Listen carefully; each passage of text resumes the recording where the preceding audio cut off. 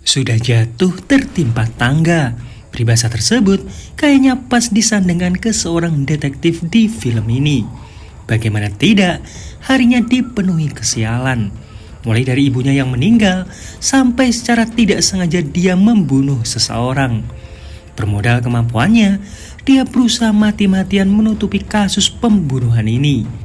Tapi ternyata setelah tahu identitas asli dari korban, detektif tersebut malah menemukan fakta yang mengejutkan. Karena ternyata ini semua tidak sesederhana itu. Ada kasus yang lebih besar terjadi di balik kematian ini. Akankah kasus ini berhasil dia tutupi, atau malah kasus ini semakin melebar dan membuat semua orang yang dia cintai terluka? Dan inilah Hard Day.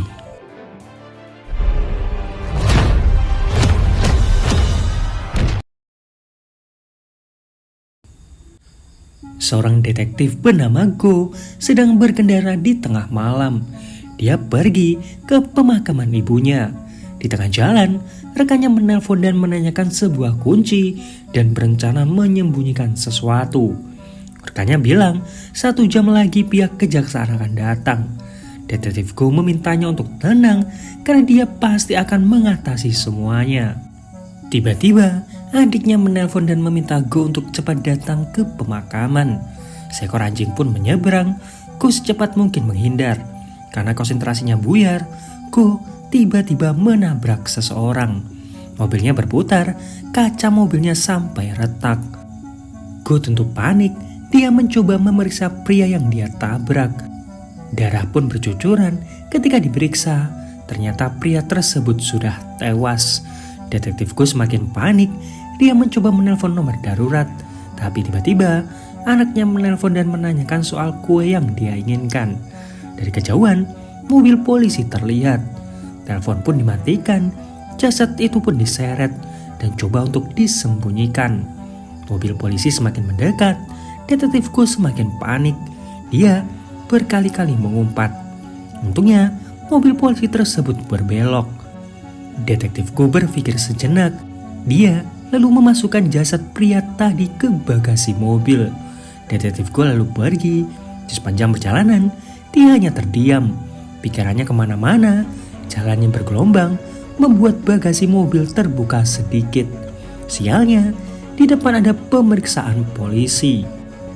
Polisi ini bilang dia ingin memeriksa apakah ada pengendara yang mabuk. Detektif Go langsung bilang bahwa dia ini detektif dari kepolisian Suwon. Tapi polisi tersebut mencium bau alkohol. Jadi Go diminta untuk meniup alat pendeteksinya. Go bilang dia tadi minum segelas karena ibunya meninggal. Mendengar hal itu, sebenarnya polisi ini ingin melepaskan Go. Tapi ketika melihat kaca depan mobil Go yang retak, polisi ini memanggil rekannya yang lain. Go mencoba untuk kabur, tapi langsung dihentikan. Dia diminta untuk turun. Go menjelaskan ke ketua di sana bahwa dirinya seorang detektif dan sempat minum sedikit karena hari ini hari kematian ibunya. Polisi tersebut meminta identitas dari Go, tapi karena dompetnya tertinggal, Go tidak bisa menunjukkannya. Go meminta mereka menghubungi kantornya saja. Mereka sempat berdebat. Salah seorang petugas mencoba memeriksa bagasi yang terbuka. Go langsung berlari dan memukul petugas tersebut. Go diamankan, tapi dia malah melawan. Go yang melawan akhirnya disetrum. Nah, tiba-tiba mereka mendapatkan informasi bahwa orang yang baru saja mereka serang benar-benar seorang detektif. Sementara itu, di kantornya Detektif Go, kejaksaan menggeledah kantor tersebut karena disinyalir ada suap yang terjadi di sana. Mereka membuka laci di mejanya Detektif Go. Kembali ke Go yang sedang menghukum petugas-petugas yang menyerangnya tadi. Setelahnya, Go langsung pergi. Di kantor, ditemukan uang di laci mejanya Detektif Go. Ketua tim di sana meminta mereka untuk pergi dan tidak mempermasalahkan hal ini karena Go saat ini sedang berkabung. Tapi, jaksa di sana menyebutkan beberapa polisi dan detektif yang juga menerima suap. Jadi, mereka di sana bukan cuma untuk Go saja. Sementara itu, Go kebingungan. Adiknya menelpon kembali sambil terus marah-marah. Dia meminta Go untuk datang karena sebentar lagi ibu mereka akan dikuburkan. Go pun sampai di tempat berkabung. Dia terduduk lesu. Tiba-tiba ketua tim dan rekan-rekannya yang lain datang. Selesai berdoa, Go meminta maaf ke rekan-rekannya karena kesalahannya pihak kejaksaan jadi tahu tentang suap tersebut. Rekannya yang bernama Choi meminta Go untuk bertanggung jawab agar mereka semua tidak ikut terseret di kasus tersebut. Go agak kesal, saat ini dia sedang berkabung tapi mereka malah memintanya untuk menyerahkan diri. Go menolak, dia sempat berdebat dengan Choi. Pertikaian itu dihentikan ketika adiknya Go bilang bahwa jasad ibunya akan dipindahkan ke peti mati. Choi meminta maaf, dia memberikan sejumlah uang untuk Go. Go pun melihat jasad ibunya yang dimasukkan ke dalam peti mati. Peti itu pun ditutup dan mulai dipaku. Tiba-tiba sebuah pesan masuk. Choi mengabarkan bahwa tim kejaksaan akan ke sana dan mungkin akan menggeledah mobilnya detektif Go. Go tentu panik, pikirannya tidak tenang. Dia melihat ke arah ventilasi. Go pun keluar dan menyadari sesuatu. Dia buru-buru pergi ke parkiran mobil. Beberapa saat kemudian, Go terlihat membawa beberapa balon. Rekan-rekannya yang melihat hal itu merasa iba. Choi punya ide untuk membagi uang itu dengan kejaksaan dan meminta mereka untuk berdamai. Di waktu yang sama, Go membuka tutup ventilasi dan melempar mainan milik anaknya yang sudah diikat dengan tali. Dia lalu masuk dan bilang ke petugas ingin berdua bersama jasad ibunya sebelum dikuburkan. Petugas itu pun menanyakan tentang balon yang dibawa oleh Go. Go bilang bahwa ini balon untuk putrinya. Go pun masuk ke dalam. Dia melepaskan balon tersebut agar bisa menutupi CCTV. Go terus-terusan meminta maaf ke jasad ibunya.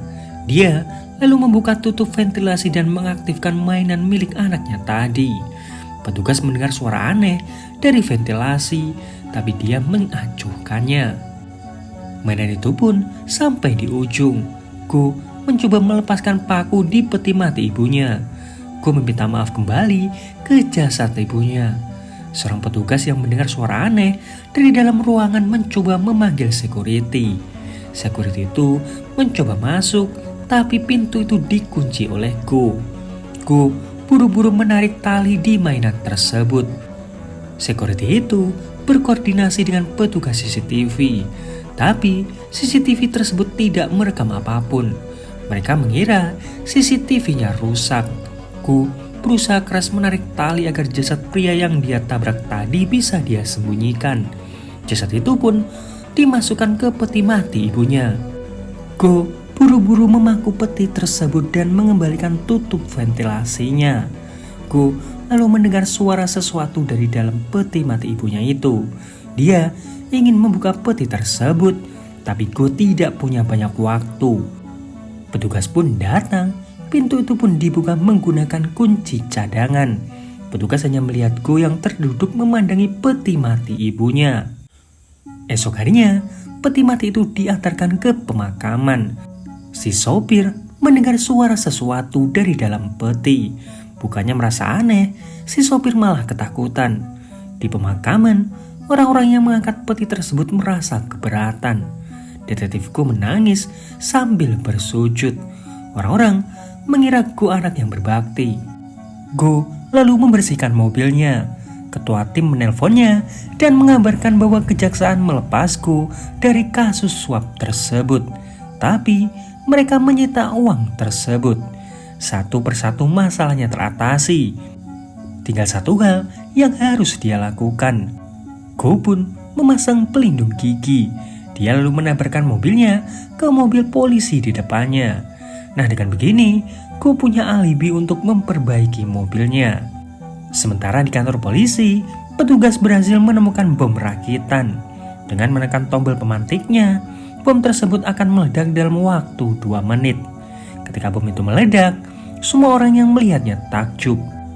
Sementara itu, ketua tim membagikan sebuah poster buronan di mana mereka harus menangkap seorang penjahat bernama Lee Guangmin. Go merasa tidak asing dengan poster buronan tersebut. Dia baru sadar Lee adalah pria yang dia tabrak tempo hari. Di mobil, ketua tim bilang bahwa Lee ini tersangka utama pembunuhan 2 orang. Detektif Go kebingungan apa yang harus dia lakukan. Tim ini pun pergi ke sebuah tempat. Si ketua yakin di sanalah Lee ini bersembunyi. Mereka pun menggerebek tempat tersebut, tapi ternyata tidak ada siapa-siapa di sana. Cuma Choi berhasil menemukan identitasnya Lee. Artinya Lee pernah di sana sebelumnya. Tapi Choi merasa ada yang aneh karena Lee meninggalkan semua barang-barangnya. Ketua tim meminta mereka mencari barang-barang yang lain. Siapa tahu di sana mereka menemukan petunjuk keberadaan Lee. Tiba-tiba, Go melihat anjing yang kemarin. Anjing itu coba untuk diikuti. Disinilah Go sadar bahwa tempat tersebut, tempat di mana dia menabrak Lee. Seorang petugas lalu lintas datang. Dia bilang bahwa ada orang yang melaporkan kecelakaan yang terjadi di sana.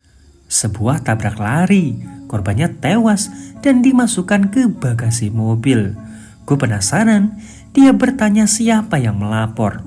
Petugas tersebut hanya tahu dari sebuah telepon yang masuk. Gue kebingungan, artinya ada seorang saksi di malam itu. Tiba-tiba, Choi dan juga ketua tim datang. Nah, petugas tersebut ternyata kenal dengan Choi.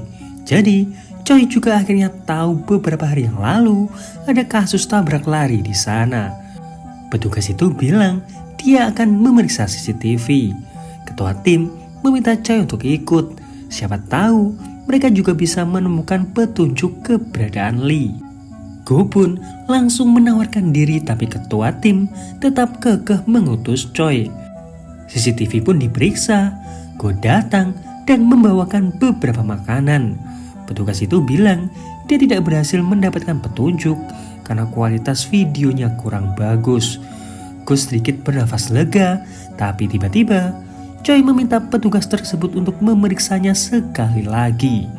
Nah, di sana dia melihat sebuah mobil yang lampu remnya aktif. Artinya ada sesuatu yang membuat pengemudinya melakukan rem mendadak. Nah, kemungkinan besar orang di mobil inilah pelakunya. Mobil hitam itu Choi bilang mirip dengan mobilnya Go. Go pun ketar-ketir, dia takut semua ini ketahuan. Untungnya karena kualitas videonya jelek, plat nomor mobil tersebut tidak terlihat dengan jelas.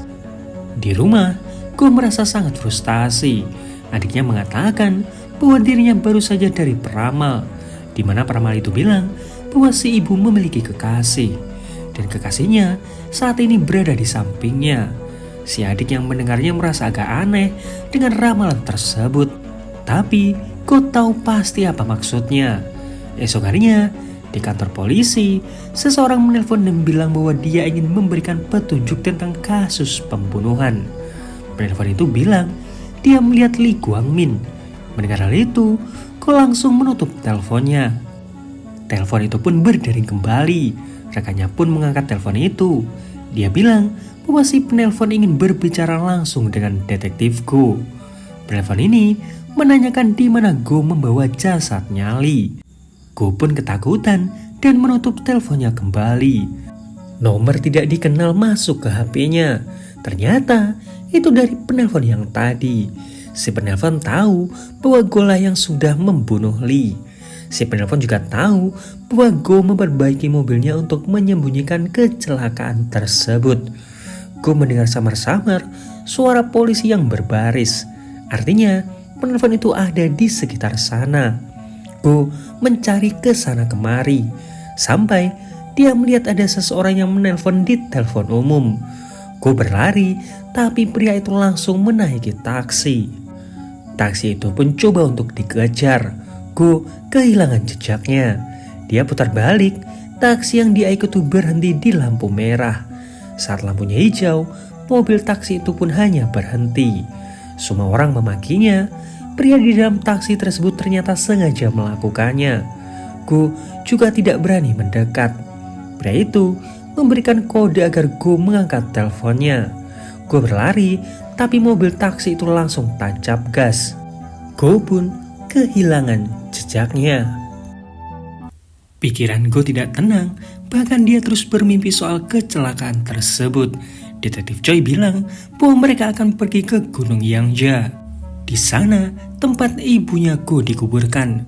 Go bingung, tapi rekannya menjelaskan bahwa mereka menemukan sinyal terakhir di HP-nya Lee, ya di gunung tersebut. Choi di sini menyadari bahwa Go baru saja mengganti bemper mobilnya.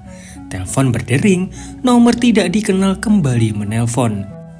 Go bilang bahwa jasadnya Lee tidak dia kuburkan. Si penelpon tidak melihatnya langsung, jadi jika dia mau melapor silahkan saja. Go berkali-kali memakinya. Siang harinya, di kantor polisi, telepon berdering terus. Ketika rekannya mengangkat, Go selalu menutupnya. Go bilang ada orang iseng yang selalu menelpon. Tiba-tiba, seseorang datang dan memukuli Go. Pria bernama Park itu meminta maaf karena ternyata dia salah orang. Dia mengira Go ini adalah orang yang pernah menipunya. Detektif Choi pun memperkenalkan Park ke ketua timnya. Di sini terungkap bahwa Park juga seorang detektif. Park jugalah yang menolong mereka membereskan permasalahan dengan kejaksaan. Park pun izin ke toilet. Go mengikuti dan menutup pintu toilet. Go tahu bahwa Park adalah si penelpon tersebut karena dia sangat hafal suaranya. Park ingin Go membawa Lee di hadapannya. Go tidak perlu tahu alasannya.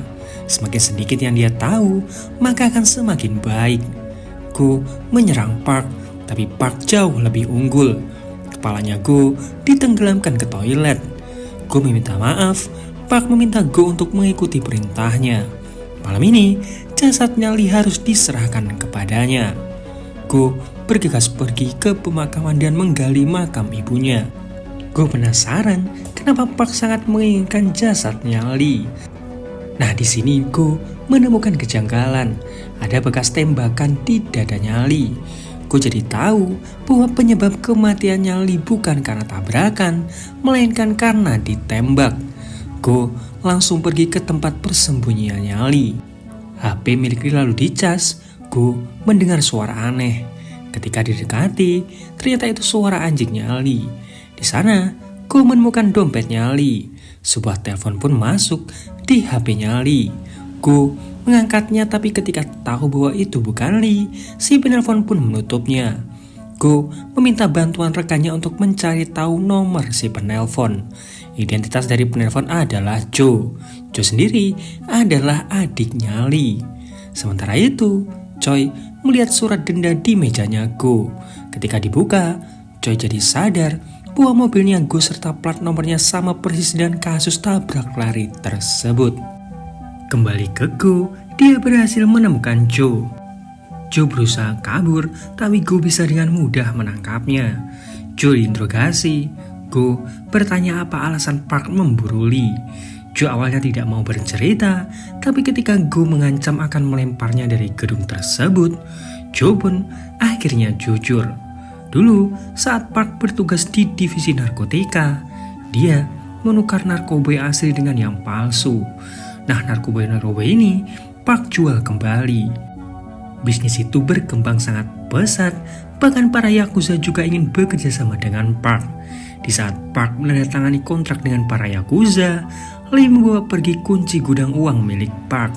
Jasadnya Lee pun diperiksa yang ternyata kunci itu ada di dalam bokongnya. Tiba-tiba seseorang datang. Ternyata itu adalah Choi. Go mencoba menjelaskan, tapi Choi langsung memberikan bukti bahwa Golah pelaku tabrak lari tersebut. Go pun ditangkap.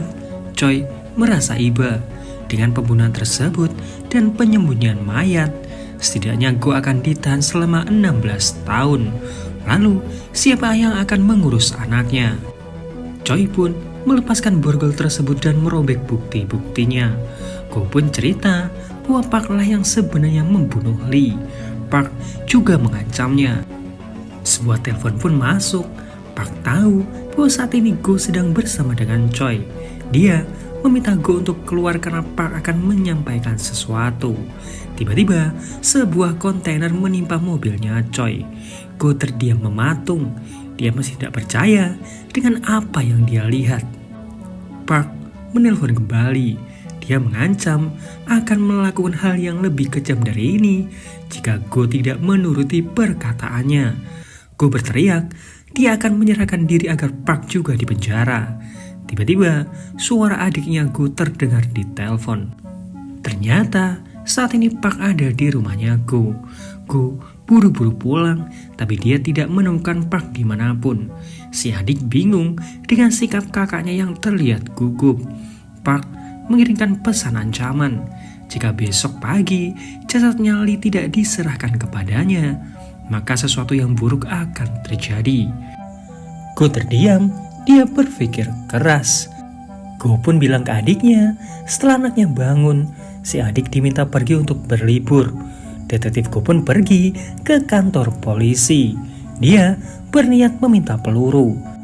Saat si petugas mengambil formulir, Go melihat bom rakitan yang dia lihat tempo hari. Esok harinya, bom tersebut dimasukkan ke dalam jasadnya Lee. Park menelpon dan menentukan tempat pertemuan mereka. Go lalu turun dan mengangkat jasadnya Lee. Jasad itu dimasukkan ke dalam mobilnya Park. Sebelum pergi, tubuhnya digeledah. Park membuang semua peluru di pistol tersebut. Go menanyakan apakah Park yang menembak Lee. Park mengakui semuanya. Lee ditembak sebelum tertabrak mobilnya Go. Pemantik bomnya pun diaktifkan. Saat Go akan pergi, Park langsung menodongkan senjatanya. Go bilang jika Park membunuhnya, maka surat yang sudah dia atur akan terkirim ke polisi. Dengan begitu, pembunuhan dan juga korupsi yang dilakukan Park akan ketahuan. Cuma Go lah yang bisa membatalkan surat tersebut. Melihat keseriusan diri Go, Park pun melepaskannya. Go buru-buru pergi, tapi Park malah mendekatinya. Go tentu panik karena sebentar lagi bom itu akan meledak. Jadi, dia mengusir Park. Tiba-tiba, bom itu meledak. Go berlari mengumpulkan pelurunya. Dia lalu pergi ke pinggiran danau dan bersiap jika sewaktu-waktu Park muncul. Tapi, setelah ditunggu cukup lama, Park tidak juga muncul. Jadi Go yakin Park sudah tewas. Siang harinya, si adik menelpon dan bilang bahwa mereka sudah berada di tempat liburan. Go pun bisa bernafas lega. Tapi ketika pintu dibuka, Park ada di sana. Park dengan santainya masuk ke kamar mandi untuk kencing. Go hanya terdiam. Dia masih tidak percaya dengan apa yang dia lihat. Park langsung menghajarnya. Go jadi bulan-bulanan. Saat Park terus berbicara, Go melihat ada pistol di bawah sofa. Go mencoba meraih pistol tersebut, tapi Park keburu menariknya. Go mencoba bersembunyi di kamar. Park merusak pintu kamar itu. Go langsung menggigitnya. Dia mengambil dasi dan mengikat tangannya Park. Park berusaha keras mendobrak pintu tersebut. Go tidak punya pilihan lain selain berusaha masuk kembali ke rumahnya melalui jendela luar. Tapi ketika masuk, Park ternyata sudah berhasil melepaskan diri. Mereka pun saling serang. Mereka berdua mulai kehabisan tenaga. Sampai Park melihat pistol di bawah sofa. Park berusaha meraihnya dan coba dihentikan oleh Go. Pistol itu pun meletus, darah bercucuran kemana-mana. Ternyata pistol itu menembak ke arah Park langsung. Park benar-benar sudah tewas. Sore harinya, mobil itu pun diangkat dari danau. Ketua polisi yang mengetahui kebobrokan dari anak buahnya merasa malu. Jika sampai publik tahu, maka citra kepolisian akan turun. Jadi, dia meminta semuanya untuk merahasiakan hal ini. Ketua tim meminta Go untuk beristirahat dahulu dari tugasnya selama setahun sampai semua hal ini reda. Tapi Go tetap bersikeras mengundurkan diri dari kepolisian. Go memperbaiki makam ibunya. Si adik lalu bertanya apa yang akan dilakukan oleh Go saat ini. Go bilang dia akan mencari truk bekas dan mulai berjualan roti keliling. Anaknya pun dipanggil dan diminta untuk pamit di makam neneknya. Nah, anaknya ini ternyata dari tadi mengumpulkan batu. Go yang melihatnya sadar bahwa itu kunci yang dicari Park selama ini. Keesokan harinya, Go pergi ke sebuah tempat. Di sana, dia diantar ke sebuah ruangan. Saat menyalakan lampunya, Go dibuat takjub dengan apa yang ada di hadapannya. Dan film pun berakhir. Nah, itu tadi alur cerita film Hard Day. Seperti biasa, like kalau kalian suka, dislike kalau enggak, subscribe kalau belum. Sampai jumpa di video yang lain. Daejung.